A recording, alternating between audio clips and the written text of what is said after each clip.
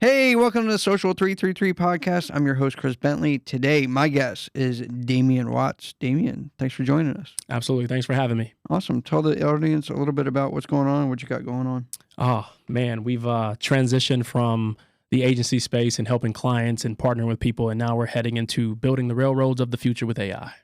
Yeah, talk to me a little bit about that, about AI. Whenever people hear about AI, and I was kind of, to be really honest, like in the dark about it. Like everybody was going, Chat GPT. A lot of people were doing like AI bots, and I was like, oh, okay, cool. And then we talked about real estate. Like in the real estate world, we only got how to do a better MLS description, right? And I was like, oh, okay, cool. I could just plug this in. And then now I've been doing more open AI and more Chat GPT, just asking questions about different things. Talk to me about AI and like how it's affected your business and like how you're getting clients to kind of roll with it. Got it. So I think for AI, for the most part, it really comes down to looking at all the areas of your business that are manual and seeing how you can replace it with AI. We're building AI org charts now, so teams are getting slimmer. For the real estate space specifically, one of my guys, his name is Mike Sherrard, one of the top EXP people when it comes to building teams and community and things of that nature. We just built like 30 custom GPTs that are specific for MLS listings, social media posting, and things of that nature. So it's really just looking at it from a grand scheme of a great reset. And I think that reset is looking at your entire business, looking at all the areas that you may be inefficient and plugging in AI in all the places that you can. Is that the execution error that you're kind of talking about? How like things are just kind of changing? Because honestly, like how it was before, Facebook ads and PR was kind of the way, and then it kind of starting to kind of get into the AI space more and more and more. Yeah, I think that if you do not integrate with AI, I think that you will get left behind. I hear the saying all the time that people who don't use AI will get left behind and they'll get ate up by the people that do use AI. I think AI is going to eat everyone up altogether. So when I look at a person that is utilizing ChatGPT in a specific way and Manus in a specific way or Perplexity in a specific way, I like to integrate all three. ChatGPT is really good at certain things. Perplexity is really good at certain things, but when you start to build a mechanism and a system around utilizing each for its strengths, when I finish my ChatGPT plugin, I then take it to Manus, and once I go from Manus, I then go to Perplexity, and then I pull and extract exactly what I need. So when I look at business as a whole, the areas that we're plugging it in right now for team members, like I have an entire board of advisors that are all AI that guide me in certain areas, whether it's marketing, whether it's hiring, whether it's making decisions at home, marriage, etc. I use it with discernment, but I like to implement it in every single area that I can. So with AI, I know there's a lot of kind of me like a couple months ago where it's just like kind of like, oh yeah, cool, we got AI. Oh cool, like people are doing chips and this and that. And it's kind of a race a little bit, and kind of like what I've seen in terms of using AI to get smarter. I know I've used AI to get smarter, just kind of just punching in something that I would spend hours just researching. I can just punch it in and read it. And a lot of it's just health. I'll punch in, hey, how do I lose 20 pounds? And is intermittent fasting better than regular diet? And because you can go to any trainer and say, hey, look, I want to lose weight. And the trainer will be like, okay, well, we're going to do it this way because it works well for them, or maybe that's how they learned.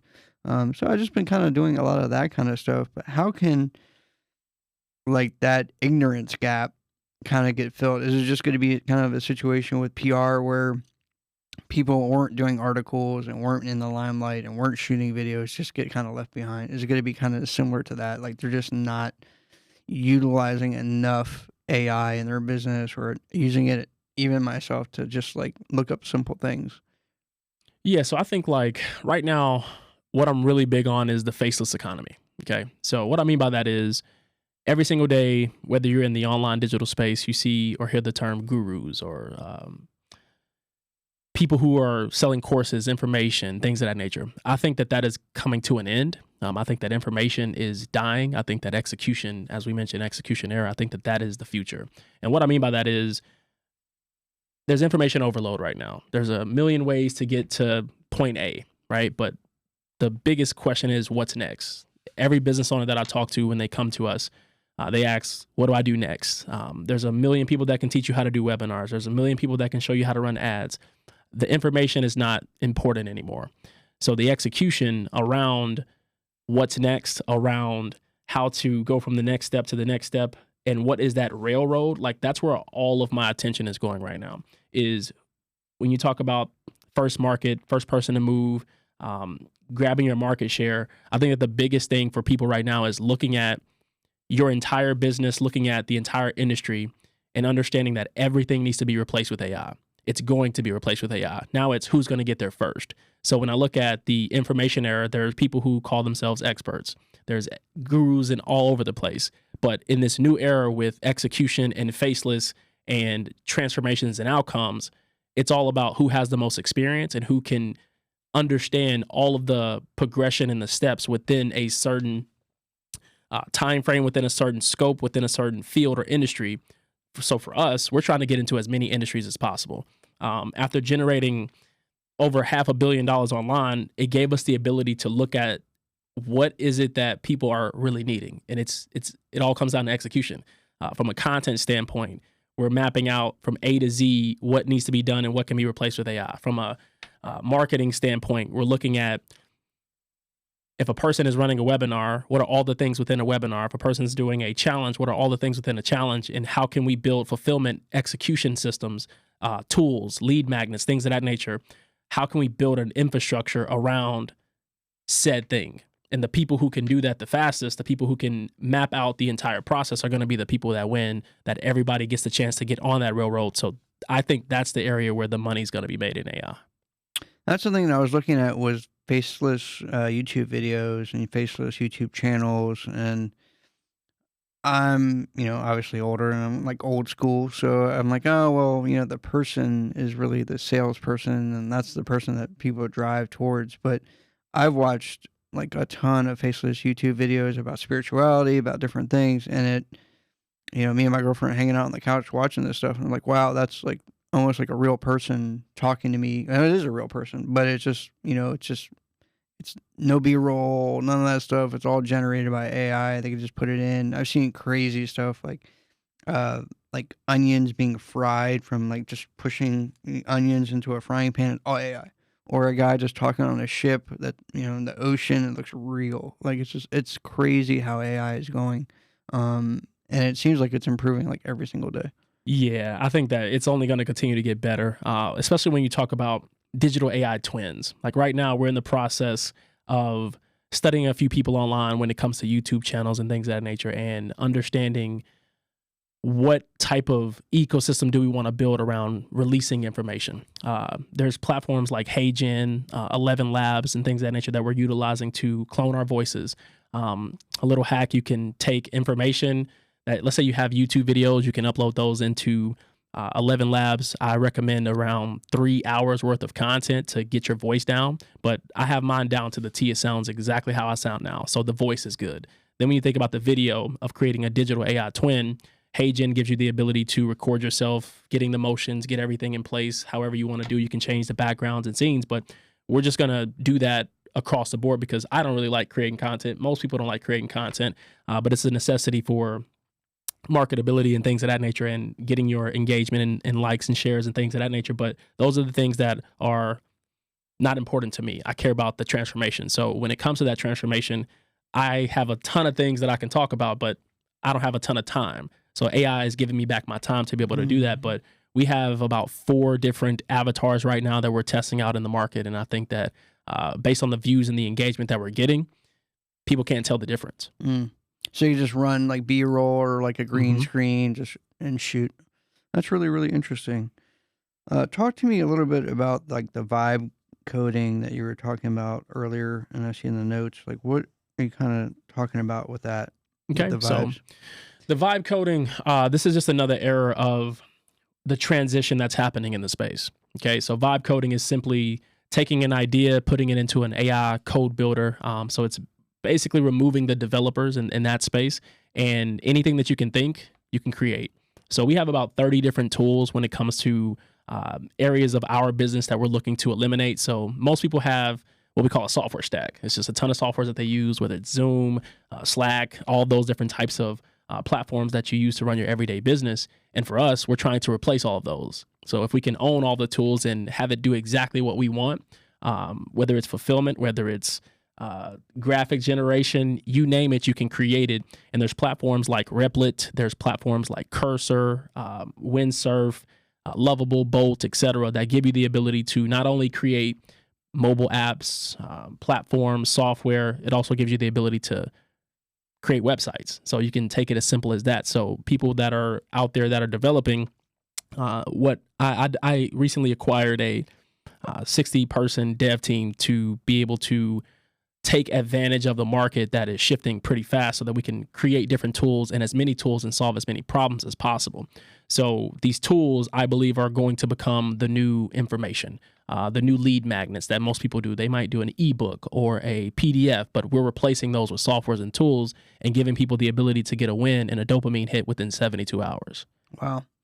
So a lot of the coaches that are in the coaching space, a lot of people, I know you worked with Eric Thomas before. What is he like in real life? Energetic. Really? Very energetic. I think that just based on whether he's on stage speaking or just eating, grabbing dinner, he's the same person, and he's real. So I think that that's something that is important when you're having any type of interaction. It's very hard to tell someone who has a social media account and have to put on that character, and then when you meet him in person, it's a different person. Same person. Nice. But yeah, talk to me about that with the coaching space and that kind of stuff. It's going to be a disruptor, basically. Massive disruptor. Okay. And people are just going to be able to get information quickly in their hands. They won't have to get, ebooks or seminars, or a lot of that stuff is going to be a thing of the past. I believe information is going to die out. I give it another 2 years before people have this cringe of, I'm tired of watching courses. I'm tired of doing these things. I'm tired of getting information. Like, all I want to do is make $5,000. How can I get there as quickly as possible? So that's what we're focused on right now when we talk about execution. We literally got it coined, the execution era, and I'm buying up every single execution domain that I possibly can, because I just truly believe that with where AI is heading, obviously the big tech giants, they're not going to go after the smaller niche down markets. Whether it's a real estate agent or an insurance agent or a digital coach, they're not worried about those things. They're worried about the big categories like search. Like for me, myself, I'm looking at it as the biggest opportunity since being in business. I've been in business for 10 years now. And, first there was a social media marketing wave. Then you had drop shipping that went kind of crazy. Then you had the cryptos and all those things going crazy, the NFTs, et cetera. And now we're heading into this world where there are no experts. There are no people who are leading specific industries outside of the people who are actually creating AI. So this opens up a new realm of opportunities where it doesn't matter if you're white, black, poor, rich, you have the same opportunity, equal opportunity to go out and create and solve problems. And if you can solve a problem, especially with AI or a tool, that just gives you the ability to have what I think infinite scalability. Talk to me about the SaaS products. And I think anybody that thinks about SaaS, they think about some like offshoot kind of deal. I know when I kind of think about SaaS, I think about like Gary Vee coming up with some random thing or talking about some random like SaaS project that he has. Talk to me about SaaS and like kind of what you're seeing with a lot of that space right now. I think the SaaS space is being disrupted majorly. In a multifaceted way. The big tech giants, it's more features than anything versus the outcome. People just want things done for them as quickly as possible. So for us, when it comes to SaaS, we're building tools. We've created a proprietary framework around XP tokenization. Okay, this XP tokenization is basically gamification, but the way that we've built all of our tools is what's next. So a person can take a specific action, get gamified points, but the problem with that is it always comes down to the what's next. So we're building every single tool in the case of milestones. So if you come into, let's say you're a realtor, and the first thing that you need to do is create a profile. So you create the profile, you get your points. What's the very next thing that you do? So we have it in a sequential process for every single tool, whether that's a CRM that you're looking to get into, whether that's launching a marketing campaign. The goal is to create a gated access, milestone-based ecosystem that basically gives you points for taking action, because again, execution is the hardest thing that most people struggle with. So when I look at the SaaS space as a whole, my goal is to create as many micro SaaS tools as possible that replace specific pain points that we have, other people may have. And we're creating a marketplace right now for vibe coded tools that we put into the market to give people the opportunity, if you've ever heard of Go High Level, to give people the opportunity to white label the tools that we create, which then gives them opportunity to make money. But we're going to give away information for free so that they can have everything they need to scale it out. So whether it's going from 0 to your first 100 subscribers, 0 to your first 1,000, whatever it is, we're going to give that to people so that they can build their own SaaS tools, which we would then own. But when I look at the grand scheme of it all, I think that if you don't have SaaS or some sort of subscription in your business, I don't think that you'll have a business moving forward, because I think that the one-offs they're gonna trickle out. Mm. So do you see a lot of people that are like these influencers and people that, I don't know, I guess on like an entertainment level, people watch and follow? Do you see that kind of being dimmed down now with AI, where just people just can access any sort of information anytime? I know with like faceless YouTube videos, there's a whole channel just devoted to the Bible, and it has like Bible stories. They get paid like $800 a month on just Bible stories. It's all cartoons, which makes it really appealing to younger Christians or people that are interested in the Bible, which is really cool because, you know, it's just, if you were to give, you know, Meyer, like somebody who was interested in church or Christ, they would have to go to church or they would read the Bible. And for somebody to intake it through a cartoon, I think it's pretty cool. And through AI, which is just streaming off the Bible anyway. I thought that was a really, really cool idea. I'm sure there's like millions of people that are doing it now, but that's all AI generated and all AI. And that person is getting paid like $800 every single month just for doing that, and obviously creating the content and stuff like that. Yeah, there's automations that you can use with platforms like N8N, Make, Zapier, et cetera, that give you the ability to have AI run through ChatGPT, come up with the ideas, then use Kling or one of the video editing tools or video generation tools, which then puts the videos together into ideation, et cetera, and you can send that to a spreadsheet. So people are doing this pretty automated for the most part. But when you talk about influencers, are they still going to be around, et cetera? I think that the people who focused on building really big personal brands early on, I think that they'll still be around. But I think I just saw on Instagram the other day that a AI musician just got signed for $3 million. And it's all AI. So I think that that's going to happen more and more. Even when they had the big strike with Netflix and Hollywood and all the people who were celebrities, they were having problems because AI can legitimately, they have enough information and enough footage and enough things to recreate them without them being there. So when you come in and ask for a big paycheck, do I really need to pay you, or can I just use this? So, you know, when you sign those contracts, you sign over all your rights. But I just think that, gurus, I think that celebrities, I think that all of the hype and the idols, I think that it's coming to an end. I give it another 2 years before it's really hard. Even some people now have AI girlfriends and boyfriends. You know, OnlyFans is AI now. So I think that people are going to have a really hard time competing if they don't build skill sets and understand whatever they're doing, becoming a master of what they're doing and figuring out how to do it faster and more efficient with AI. Do you think it's going to be the opposite with people that are creative and have a brand, that they continue to be creative and people are going to I kind of see it as like a siphoning into a filter, right? So you have the opposite, right, which we had before, which was a lot of people creating content, a lot of people just streaming off or keying whatever they are, like, and tons of different information. Now it feels like it's being more funneled to people that really know what they're doing and they're a real character and they're a real person, and people just continue to follow, like a TV series kind of deal. Yeah. That's kind of what I've been seeing. I think that that's happening. I think that people like Tony Robbins, I think that he'll always be creative and innovative to be able to march in any direction that he wants to march in. But I think that people who are not truly experts, they truly don't have experience, they're not a master of their craft, I think that they're going to be bunnies hopping around to different things and just trying to see which one sticks. We have a phrase where we throw crap against the wall and clean it up on the way down to Right. see what happens. I think that that's what the market is going to scramble towards. But as far as funneling people in, as far as that concept there, I think that the people who are creative, innovative, and problem solvers are going to be the winners of this next generation post AI. Damien, if somebody wanted to get in touch with you, learn more about what you do and your agency, and kind of get ahead of the curve, which is, anybody that really has a business, in my opinion, even if it's a realtor, financial planner, or whatever it is, how can they go about doing it? I think the easiest way is just Instagram, Damien Watts 9.